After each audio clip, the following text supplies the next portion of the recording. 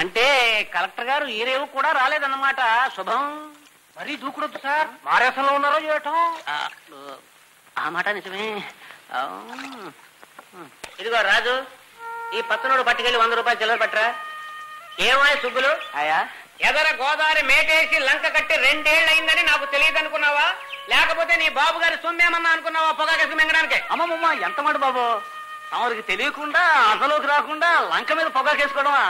ఏదే ఏ చూశాను బాబు, బాగుంటే తమరికి చూపిద్దారని. భద్రయ్య, మనం గుళ్ళోకి వెళ్ళాలి, కొబ్బరికాయ ఏర్పాటు చేసిరా. చెత్తం ఏమయ్యా, మట్టి పొగాకు మాత్రమేనా? సెంటర్ లో చూడరు బాబు. చూడు సుబ్బులు, నువ్వు బాగుపడమే నాకు కావాల్సింది. చెప్తాం. రూల్ ప్రకారం మేము అడుగుతాం, నువ్వు చెబుతావు, మేము రాసుకుంటాం. మిగతావన్నీ నీకు అనవసరం. మరి గుళ్ళోకి వెళ్ళాలి, నేను వస్తాను.